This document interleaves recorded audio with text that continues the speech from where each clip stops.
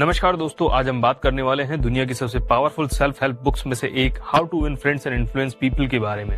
इस किताब को लिखा है डेल कार्नेगी ने, जो कम्युनिकेशन और ह्यूमन बिहेवियर को समझने वाले दुनिया के सबसे फेमस ऑथर्स में से एक हैं।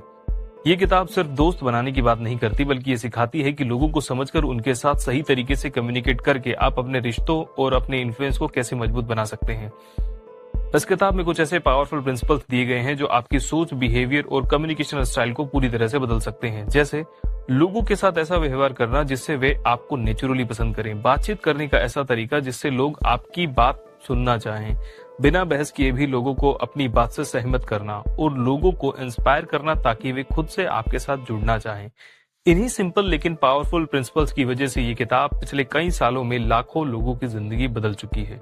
तो आइए अब समझते हैं इस किताब के कुछ ऐसे प्रिंसिपल्स जो आपको लोगों को समझने, बेहतर रिश्ते बनाने और अपनी कम्युनिकेशन पावर को बढ़ाने में मदद करेंगे।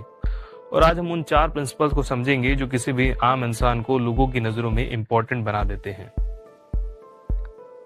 प्रिंसिपल नंबर 1, लोग लॉजिकल नहीं इमोशनल होते हैं। अगर आप थोड़ा ध्यान से देखो तो समझ आएगा कि लोग आपकी बातों से कम और आपके टोन से ज्यादा अफेक्ट होते हैं। हम सब सोचते हैं कि हम लॉजिकल हैं, हमें लगता है कि अगर बात सही है तो सामने वाला मान ही लेगा, लेकिन रियल लाइफ में ऐसा नहीं होता। सच ये है, लोग पहले फील करते हैं, फिर रिएक्ट करते हैं और बाद में अपनी रिएक्शन को लॉजिक से जस्टिफाई कर देते हैं। और हमारे कल्चर में ये और भी क्लियरली दिखाई देता है। घर का ही एग्जाम्पल ले लो, मम्मी गुस्सा क्यों होती है? हर बार इशू बड़ा नहीं होता, कभी सिर्फ इतना होता है कि उन्हें लगता है कि उनकी मेहनत नोटिस नहीं हो रही है, उनकी बात को इम्पोर्टेंस नहीं मिल रही है, उन्हें इग्नोर फील होता है। पापा क्यों चिढ़ जाते हैं? क्योंकि उन्हें लगता है उनकी पोजीशन, उनका एक्सपीरियंस, उनकी अथॉरिटी को लाइटली लिया जा रहा है, उन्हें रिस्पेक्ट कम मिलता हुआ फील होता है। अब थोड़ा बाहर देखते हैं, कोई सीनियर, कोई टीचर, कोई बॉस इरिटेट क्यों हो जाता है? हर बार काम गलत नहीं होता, कभी कभी सिर्फ उन्हें ये फील होता है कि उनकी बात को चैलेंज किया गया है, उनकी अथॉरिटी को क्वेश्चन किया गया है। पॉइंट सिंपल है, इंसान को गलती से ज्यादा अपनी इंसल्ट चुभती है। यही वजह है कि डेल कार्नेगी अपनी book how to win friends and influence people में कहते हैं, क्रिटिसिज्म ऑलमोस्ट हमेशा बेकार होता है। जब आप किसी को क्रिटिसाइज करते हो तो ज्यादातर आप ये सेंटेंसेस यूज करते हो, तुम कभी सीरियस नहीं होते, तुमसे सिंपल काम भी सही से नहीं होता, तुम हमेशा ओवर रिएक्ट करते हो। उस मोमेंट में सामने वाला चेंज नहीं करता, वो डिफेंड करता है, वो अपने आप को प्रोटेक्ट करता है, क्योंकि उसका ईगो एक्टिवेट हो चुका होता है। और जब ईगो एक्टिवेट हो जाता है तब लर्निंग बंद हो जाती है। इसलिए अगर आप सच में किसी को इम्प्रूव करना चाहते हो तो पहले उसका ईगो सेफ रखो। सीधा अटैक मत करो, सीधा लेवल मत दो, सीधा जजमेंट मत पास करो, पहले समझो फिर समझाओ। इंडिया में इज्जत सिर्फ एक वर्ड नहीं है, ये आइडेंटिटी है, ये सेल्फ वर्थ है, ये सेल्फ रिस्पेक्ट है। यहाँ लोग पैसे का नुकसान भूल सकते हैं लेकिन बेइज्जती कभी नहीं भूलते। और जो इंसान ये समझ लेता है कि हर इंसान के अंदर एक इमोशनल साइड होती है जो रिस्पेक्ट चाहती है, एक्सेप्टेंस चाहती है, वही इंसान धीरे धीरे इन्फ्लुएंस बिल्ड करता है। लॉजिक दिमाग को इम्प्रेस करता है लेकिन रिस्पेक्ट दिल जीतता है, और जब दिल जीत जाओ तो बात मनवाना मुश्किल नहीं होता। प्रिंसिपल नंबर 2, सुनना सबसे बड़ी पावर है। अगर पहला सच ये था कि लोग इमोशनल होते हैं, तो दूसरा सच ये है कि उन इमोशन को समझने का सबसे बड़ा तरीका सुनना है। हम सबके पास ओपिनियंस हैं, हम सबके पास स्टोरीज हैं, हम सबके पास अपनी स्ट्रगल्स हैं। हर कोई बोलना चाहता है, लेकिन कौन है जो वाकई सुनता है? आपने देखा होगा, ग्रुप में जब कोई अपनी बात शेयर करता है, ज्यादातर लोग अपनी बारी का वेट कर रहे होते हैं, वो सुन नहीं रहे होते, वो जवाब प्रिपेयर कर रहे होते हैं, और यहीं से डिस्टेंस शुरू होता है। जब आप किसी को बीच में रोके बिना सुनते हो, उसकी बात को जज किए बिना सुनते हो, उसकी प्रॉब्लम को कंपेयर किए बिना सुनते हो, तो वो इंसान धीरे धीरे आपको अपना समझने लगता है, क्योंकि उसे फील होता है ये मुझे समझने की कोशिश कर रहा है। और समझा जाना ये इंसान की सबसे बड़ी इमोशनल नीड होती है। सोचिए, आपका दोस्त अपनी प्रॉब्लम शेयर कर रहा है, शायद करियर का प्रेशर है, शायद रिलेशनशिप का कंफ्यूजन है, शायद घर का स्ट्रेस है। अगर आप तुरंत बोल दो, अरे ये तो सबके साथ होता है, या छोड़ना, ओवरथिंक मत कर, तो शायद आपको लगे आप हेल्प कर रहे हो, लेकिन सामने वाले को लगता है उसकी फीलिंग्स चोट कर दी गई है, यानी उसको कोई समझ ही नहीं रहा। लेकिन अगर आप बस फोन साइड में रखकर आई कांटेक्ट रखो, बीच में इंटरप्ट ना करो और सिर्फ बोलो समझ रहा हूँ, टफ होगा, बस इतना, आप उसके लिए स्पेशल बन जाते हो। क्योंकि आज के टाइम में अटेंशन सबसे महंगी चीज है, और जब आप किसी को अपना पूरा अटेंशन देते हो तो आप उसे रिस्पेक्ट दे रहे होते हो, और रिस्पेक्ट से बड़ा कोई गिफ्ट नहीं है। कार्नेगी कहते हैं, be genuinely interested in other people. सिर्फ सुनने के लिए मत सुनो, सच में इंटरेस्टेड हो जाओ। लोगों के नाम याद रखो, उनके इंटरेस्ट याद रखो, उनकी छोटी बातों को इम्पोर्टेंस दो। ये छोटी चीजें ही लॉन्ग टर्म कनेक्शन बनाती हैं। हमारे कल्चर में रिलेशनशिप शॉर्ट टर्म नहीं होते, यहाँ दोस्ती सालों चलती है, यहाँ परिवार की बातें जनरेशन तक याद रखी जाती हैं, और यहाँ लोग वर्ड्स नहीं बिहेवियर याद रखते हैं। उन्हें याद रहेगा कि जब आप बिजी थे तब आपने उन्हें टाइम दिया था। उन्हें याद रहेगा कि जब वो कंफ्यूज थे तब आपने उन्हें जज नहीं किया था। उन्हें याद रहेगा कि जब वो टूट रहे थे तब आप चुपचाप साथ बैठे थे। सुनना सिर्फ एक स्किल नहीं है, ये इमोशनल सिक्योरिटी देने का एक तरीका है। और जो इंसान इमोशनल सिक्योरिटी देता है वो रिप्लेस नहीं होता। लोग इंटेलिजेंट लोगों को एडमायर करते हैं, लेकिन जो उन्हें समझता है उसे अपना बना लेते हैं। और जब आप किसी के लिए सेफ स्पेस बन जाते हो तो इन्फ्लुएंस नेचुरल हो जाता है, क्योंकि लोग उसकी बात मानते हैं जिसके सामने वो बिना डर के अपने दिल की बात कह सके। सुनना वीकनेस नहीं है, सुनना पावर है, और शायद सबसे rare power. Principle number 3, appreciation की भूख। अगर पहले 2 सच ये थे कि लोग इमोशनल होते हैं और उन इमोशंस तक पहुंचने का रास्ता सुनना है, तो तीसरा सच उन सबको कंप्लीट करता है। हर इंसान के अंदर एक साइलेंट भूख होती है एप्रिसिएशन की। ये भूख पैसे से नहीं भरती, ये भूख पोजीशन से भी नहीं भरती, ये सिर्फ एक चीज से भरती है, जेन्युइन तारीफ से। सोचिए, घर का सिंपल सीन, किसी ने मेहनत से खाना बनाया, अगर आप सिर्फ बोल दो ठीक है, बस ठीक है, कॉन्वर्सेशन खत्म हो जाती है। लेकिन अगर आप रुककर बोलो सच में आज का टेस्ट कुछ अलग ही लेवल का था, एनर्जी चेंज होती है, फील चेंज हो जाता है, एफर्ट को वैल्यू मिल जाती है, और जब एफर्ट को वैल्यू मिलती है तो इंसान दोबारा और बेहतर करता है। ये सिर्फ घर तक लिमिटेड नहीं है। कोई फ्रेंड ने प्रेजेंटेशन दिया, कोई छोटा भाई या बहन ने कुछ अचीव किया, कोई टीममेट ने एक्स्ट्रा एफर्ट लगाया, और उनकी तारीफ में आप पब्लिक में अगर ये बोल दो जेन्युइनली ये काम बहुत ही स्ट्रांग था, उस मोमेंट में आपने सिर्फ तारीफ नहीं की, आपने उसका कॉन्फिडेंस बिल्ड किया। और कॉन्फिडेंस सबसे बड़ा फ्यूल होता है। डेल कार्नेजी अपनी किताब how to win friends and influence people में कहते हैं, ऑनेस्ट एप्रिसिएशन दो, फ्लैटरी नहीं। फ्लैटरी मतलब फेक तारीफ, जो सिर्फ इम्प्रेस करने के लिए हो, और उसमें अंदर से बिल्कुल भी सच्चाई ना हो। और हमारे इंडिया में लोग फेक तारीफ को तुरंत पकड़ लेते हैं, क्योंकि फेक वर्ड्स में वार्मथ नहीं होती, उनमें इंटेंशन क्लियर नहीं होता। लेकिन जब तारीफ सच्ची होती है तो उसमें एनर्जी होती है। इंसान को फील होता है इसने नोटिस किया, इसने मेरी मेहनत देखी, मैं इनविजिबल नहीं हूँ। और इनविजिबल फील करना ये सबसे पेनफुल इमोशन होता है। जरा याद करो, कब आपको सबसे अच्छा लगा था? जब आपको किसी ने क्रिटिसाइज किया था, या जब किसी ने आपकी छोटी सी एफर्ट को भी एक्नॉलेज किया था? एप्रिसिएशन सिर्फ वर्ड्स नहीं होते, ये रिस्पेक्ट का सिग्नल होता है। और जब आप किसी को रिस्पेक्ट देते हो वो नेचुरली आपको इम्पोर्टेंस देने लगता है। ये मैनिपुलेशन नहीं है, ये ह्यूमन नेचर है। लोग उन लोगों के करीब रहना चाहते हैं जो उनको छोटा फील नहीं कराते, उनको बड़ा फील कराते हैं। और शायद इसीलिए जो इंसान दूसरों को अपलिफ्ट करता है वो कभी अकेला नहीं रहता। क्रिटिसिज्म से लोग डिफेंसिव होते हैं, लिसनिंग से लोग ओपन होते हैं, और अप्रिशिएशन से लोग लॉयल होते हैं। और लॉयलिटी ये सबसे पावरफुल कनेक्शन होता है। इसलिए अगर आप सच में किसी के दिल में जगह बनाना चाहते हो तो उसकी कमी नहीं, उसकी क्वालिटी देखो, क्योंकि हर इंसान के अंदर कुछ ना कुछ ऐसा होता है जो नोटिस किया जा सकता है।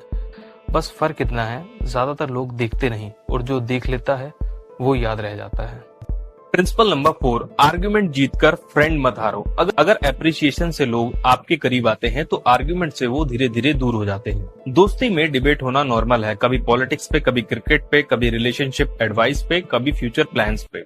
हर किसी का ओपिनियन स्ट्रांग होता है, और जब हम यंग होते हैं तो अपनी बात प्रूव करने का जुनून और भी स्ट्रांग होता है। प्रॉब्लम डिबेट में नहीं होती, प्रॉब्लम प्रूव करने की जिद में होती है।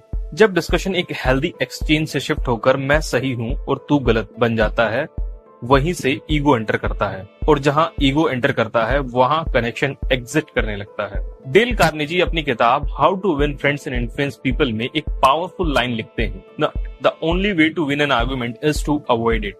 सोचिए जरा, अगर आप किसी आर्गुमेंट में जीत भी गए तो क्या मिला? सामने वाला कन्विंस हुआ या बस चुप हो गया? ज्यादातर केसेस में लोग एक्सेप्ट नहीं करते कि वो गलत थे, वो सिर्फ टेम्परेरीली क्वाइट हो जाते हैं। अंदर से उनका ईगो हर्ट होता है, और हर्ट ईगो याद रखता है। लेकिन इमेजिन करो, डिस्कशन हीटअप हो रहा है, टोन थोड़ा लाउड हो गया है, एटमॉस्फेयर थोड़ा ऑकवर्ड हो रहा है, और तब आप रुककर बोलते हो सकता है तू सही हो, मैंने इस एंगल से सोचा ही नहीं, बस इतना। सडनली टेम्परेचर नीचे, ईगो क्लैश खत्म, रिस्पेक्ट बढ़ गया। आपने अपनी वैल्यू कम नहीं की, आपने मैच्योरिटी दिखा दी। स्ट्रॉन्ग होना मतलब हर बात पे जीतना नहीं होता, स्ट्रॉन्ग होना मतलब रिलेशनशिप को आर्ग्यूमेंट से ऊपर रखना होता है। याद रखो, लोग लॉजिकली कन्विंस कम होते हैं, इमोशनली इम्पैक्ट ज्यादा होते हैं। अगर किसी डिस्कशन के बाद सामने वाले को फील हो कि इसने मेरी बात सुनने की कोशिश की तो वो आपके करीब आएगा, लेकिन अगर उसे फील हो कि इसने मुझे सबके सामने गलत प्रूव कर दिया तो वो धीरे धीरे अपनी बातें आपसे शेयर करना बंद कर देगा। और सबसे डेंजरस चीज होती है जब लोग आर्ग्यू करना बंद कर देते हैं, क्योंकि इसका मतलब है उन्होंने इमोशनली डिस्टेंस बना लिया। कॉलेज के बाद लोग कौन सा सब्जेक्ट पढ़ा था, कौन सेमेस्टर टॉपर था, ये सब धीरे धीरे उनके माइंड से ब्लर हो जाता है। लेकिन ये याद रहता है कौन डिस्कशन में रिस्पेक्ट देता था, कौन पब्लिकली एम्बैरेस नहीं करता था, कौन डिसएग्रीमेंट में भी डिग्निटी मेंटेन करता था। बिहेवियर मेमोरी में रजिस्टर होता है, डिग्री नहीं। आर्गुमेंट जितना शॉर्ट टर्म सेटिस्फेक्शन देता है, फ्रेंडशिप बचाना लॉन्ग टर्म स्ट्रेंथ देता है।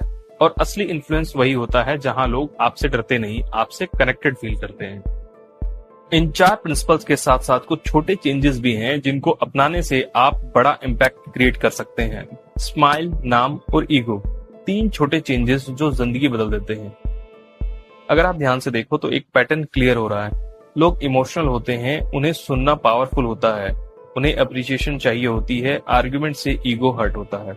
और अब आते हैं 3 ऐसे चेंजेस पर जो देखने में छोटे लगते हैं लेकिन रियल लाइफ में गेम चेंजर होते हैं। ये वो गोल्डन पॉइंट्स हैं जो how to win friends and influence people को सिर्फ बुक नहीं, एक लाइफ मैनुअल बना देते हैं। चेंज नंबर 1, स्माइल की पावर को समझो, जिसमें इन्वेस्टमेंट फ्री है और रिटर्न हाई है। आपने नोटिस किया होगा कुछ लोग रूम में एंटर करते ही एटमॉस्फेयर हैवी कर देते हैं, face serious, tone dry, energy closed. लोग उनसे डरते हैं, बस उनके अराउंड नेचुरल फील नहीं करते। और कुछ लोग आते ही हल्का सा स्माइल करते हैं, उनका फेस अप्रोचेबल होता है, उनकी बॉडी लैंग्वेज ओपन होती है, ऑटोमेटिकली डिस्टेंस कम हो जाता है। हमारे इंडिया में मूड जल्दी जज होता है। अगर आप हमेशा सीरियस दिखते हो तो लोग अज्यूम कर लेते हैं कि आप एरोगेंट हो। अगर आप रूड टोन में बात करते हो तो लोग आपसे बचने लगते हैं। स्माइल सिर्फ फेस एक्सप्रेशन नहीं है, स्माइल एक साइलेंट मैसेज है कि मैं सेफ हूं और तुम मेरे साथ कंफर्टेबल फील कर सकते हो। और जब लोग कंफर्टेबल फील करते हैं तब कनेक्शन स्टार्ट होता है। यहाँ फेक हंसी की बात नहीं हो रही, ये उस वार्म स्माइल की बात हो रही है जो आपकी नीयत से आती है। एक जेन्युइन स्माइल फ्री इन्वेस्टमेंट है, लेकिन इसका रिटर्न ट्रस्ट है, and then approachability, then finally likeability. और इन्फ्लुएंस का बेस ही लाइकेबिलिटी होता है, यानी आपको नेचुरली पसंद करें। चेंज नंबर 2, नाम याद रखना रिस्पेक्ट का शॉर्टकट है। हमारे यहाँ इंडिया में नाम सिर्फ आइडेंटिटी नहीं होता, नाम रिस्पेक्ट होता है। सोचिए कोई अगर आपको भीड़ में देखकर बोले अरुण कैसा है, और दूसरा बोले भाई सुनना, डिफरेंस फील होता है ना। नाम सुनते ही इंसान अलर्ट होता है, उसे फील होता है इसने मुझे नोटिस किया। हमारे कल्चर में जी लगाना, सरनेम से बुलाना या सर मैम कहना, ये सब सिर्फ फॉर्मेलिटीज नहीं है, ये डिग्निटी का सिग्नल है। कार्नेजी कहते हैं a person's name is to that person the sweetest sound in any language. और ये लाइन सिर्फ थ्योरी नहीं है, आप अपनी रियल लाइफ में इसे टेस्ट करके देखिए। किसी गार्ड का नाम याद रखो, किसी जूनियर का नाम रेस्पेक्ट से लो, किसी क्लासमेट को कैजुअली नहीं नाम लेकर एड्रेस करो। कनेक्शन डबल हो जाता है, क्योंकि आपने उसे क्राउड का पार्ट नहीं इंडिविजुअल ट्रीट किया। और हर इंसान की सबसे बड़ी डिजायर होती है स्पेशल फील करना। चेंज नंबर 3, आर्ग्यूमेंट मत जीतो, इंसान को जीतो। अब इन दोनों को कनेक्ट कीजिए। स्माइल से आप अप्रोचेबल बने, नाम से आपने रिस्पेक्ट दिया। अब अगर डिस्कशन में आप ईगो ले आए तो सब कोलैप्स हो जाता है। हमारे इंडिया में आर्ग्यूमेंट जीतना अक्सर रिलेशन हारने जैसा होता है। आप लॉजिकली सही हो सकते हो, फैक्ट्स आपके पास हो सकते हैं, लेकिन अगर सामने वाले को इंसल्ट फील हो गया तो वो आपको करेक्ट नहीं, एक एरोगेंट पर्सन की तरह याद रखेगा। कार्नेजी का रूल सिंपल है, the only way to win an argument is to avoid it. Avoid का मतलब भागना नहीं, मतलब ये समझना है कि relationship is greater than ego. Smile से दूरी कम होती है, नाम से रिस्पेक्ट मिलता है, आर्ग्यूमेंट अवॉइड करने से बॉन्ड सेफ रहता है। ये 3 चेंजेस सिंपल लगते हैं, लेकिन इन्हें कंसिस्टेंटली फॉलो करना ही एक रियल स्किल है। कॉलेज के बाद लोग मार्क्स भूल जाते हैं, कौन डिबेट जीता था वो भी भूल जाते हैं, लेकिन ये याद रहता है कौन स्माइल करता था, कौन नाम से बुलाता था, कौन डिसएग्रीमेंट में भी रिस्पेक्ट देता था। और शायद इसलिए ये बुक सिर्फ सक्सेस नहीं सिखाती, ये इंसान को इंसान बनाना सिखाती है। और जो इंसान बनना सीख गया उसे दुनिया जीतना अलग से नहीं सीखना पड़ता। अब इसे घर और ऑफिस के एग्जाम्पल से समझते हैं, क्योंकि रियल लाइफ टेस्ट यही होता है। अब तक जो प्रिंसिपल समझे, स्माइल, नाम, अप्रिसिएशन, लिसनिंग, ईगो सेफ रखना, ये सिर्फ थ्योरी नहीं है। इनका असली टेस्ट 2 जगह होता है, ऑफिस में और घर में। और वही डिसाइड करता है कि आप सिर्फ स्मार्ट हो या इमोशनली इंटेलिजेंट हो। ऑफिस की reality, trust is the real currency. Indian office culture थोड़ा यूनिक होता है। यहाँ सिर्फ परफॉर्मेंस मैटर नहीं करता, परसेप्शन भी मैटर करता है, और सबसे ज्यादा मैटर करता है रिस्पेक्ट का बैलेंस। पब्लिक में अप्रिसिएशन, प्राइवेट में करेक्शन, ये गोल्डन रूल है। अगर आप किसी को सबके सामने क्रिटिसाइज कर देते हो तो आप सिर्फ उसकी मिस्टेक पॉइंट आउट नहीं करते, आप उसका सेल्फ रिस्पेक्ट हिट कर देते हो। और जब सेल्फ रिस्पेक्ट हर्ट होता है तो लॉयल्टी धीरे धीरे कम हो जाती है। बॉस को चैलेंज करना है तो टोन हमेशा सॉफ्ट रखिए। Instead of saying something challenging, से दिस, सर एक सजेशन था, शायद हम इसे इस तरह भी ट्राई कर सकते हैं। ये तरीका कहीं ज्यादा रिस्पेक्टफुल और इफेक्टिव होता है, बजाय इसके कि आप सीधे कह दें। ये अप्रोच गलत है, क्योंकि लोग आइडिया से पहले टोन और एटीट्यूड को नोटिस करते हैं। क्लाइंट से डील करनी है तो सबसे पहले रिलेशनशिप बनाइए। हमारी दुनिया में डील्स सिर्फ कागज पर साइन नहीं होती, असल में डील्स ट्रस्ट पर साइन होती है। अगर सामने वाले को ये महसूस हो जाए कि आप रिलायबल हैं, रिस्पेक्टफुल हैं और जेन्युइन उनकी बात समझते हैं, तो काम अपने आप स्मूथ हो जाता है। और यही प्रिंसिपल्स हमें सिखाए गए हैं इस बुक में। ये किताब सिखाती है कि सही बिहेवियर, सही कम्युनिकेशन और सही एटीट्यूड के जरिए आप लोगों के साथ मजबूत रिश्ते बना सकते हैं और बिना टकराव के भी अपना इन्फ्लुएंस बढ़ा सकते हैं। लोगों को इम्पोर्टेंट फील कराओ, उन्हें क्रिटिसाइज करके छोटा मत करो, उन्हें अप्रिशिएट करके बड़ा फील कराओ। घर की रियलिटी, सबसे ज्यादा डैमेज यही होता है। आयरनी देखिए, जहां सबसे ज्यादा प्यार होता है वहीं सबसे ज्यादा कम्युनिकेशन फेलियर्स होते हैं। कंपैरिजन, जैसे शर्मा जी का बेटा, साइलेंट ट्रीटमेंट, बात ही बंद, ताने, हर छोटी गलती पे कमेंट, पब्लिक डिसरिस्पेक्ट, सबके सामने नीचा दिखाना, ये सब एक दिन में रिलेशन नहीं तोड़ते, लेकिन धीरे धीरे अंदर से होलो कर देते हैं। और फिर लोग कहते हैं पहले जैसा कनेक्शन नहीं रहा। होता है, कनेक्शन कभी खत्म नहीं होता, रिस्पेक्ट कम हो जाती है। 3 चीज सोचिए, अगर घर में बस 3 चीजें फॉलो कर लो, सुनना, रिस्पेक्ट देना, अप्रिशिएट करना, तो एनवायरनमेंट चेंज हो सकता है। कोई मिरेकल नहीं होगा ओवरनाइट, लेकिन टोन चेंज होगा, एनर्जी चेंज होगी, डिस्टेंस कम होगा और घर का एनवायरनमेंट सेफ फील होने लगेगा। सबसे पावरफुल प्रिंसिपल है, कंट्रोल मत करो, समझो। इंसान को कंट्रोल करने की कोशिश करोगे तो रेजिस्टेंस मिलेगा, इंसान की डिजायर समझोगे तो कोऑपरेशन मिलेगा। अगर आप चाहते हो कोई आपकी बात माने तो उसे ये फील कराओ कि डिसीजन उसका है। फोर्स से कंप्लायंस मिलता है, रेस्पेक्ट से कमिटमेंट मिलता है। और हमारे कल्चर में लीडरशिप इसी पे चलती है। पॉलिटिशियंस हों, सक्सेसफुल बिजनेस लीडर्स हों या रेस्पेक्टेड एल्डर्स, वो लोगों को इम्पोर्टेंस फील कराते हैं, उन्हें सुना हुआ फील कराते हैं, उनकी ईगो सेफ रखते हैं, इसलिए लोग उनके साथ खड़े रहते हैं। इन्फ्लुएंस लाउड होने से नहीं आता, इन्फ्लुएंस समझने से आता है। अब एक सेकंड के लिए इमेजिन करो, अगर आज से आप क्रिटिसाइज कम करो, अप्रिसिएशन ज्यादा दो, सुनना शुरू करो, ईगो सेफ रखो, तो 6 महीने बाद क्या होगा? आपका सर्कल अलग होगा। लोग आपसे मिलना चाहेंगे, आपसे एडवाइस लेना चाहेंगे, आपसे बात करना कंफर्टेबल फील करेंगे और सबसे इंपॉर्टेंट, वो आप पर ट्रस्ट करेंगे। और सच ये है, इंडिया में सक्सेस सिर्फ डिग्री से नहीं मिलती, रिलेशनशिप से मिलती है, नेटवर्क से मिलती है, रेपुटेशन से मिलती है। ये बुक मैनिपुलेशन नहीं सिखाती, ये इंसानियत सिखाती है। और जब आप इंसानियत से जीतते हो तो इन्फ्लुएंस नेचुरल हो जाता है। अगर आपको लगता है कि ये बातें सिर्फ सुनने लायक नहीं, अप्लाई करने लायक है, तो ऐसे ही पावरफुल लाइफ लेसन्स के लिए चैनल को सब्सक्राइब जरूर करें, क्योंकि यहाँ हम सिर्फ बुक समराइज नहीं करते, हम जिंदगी के सच को डिकोड करते हैं। Thank you for watching this powerful video.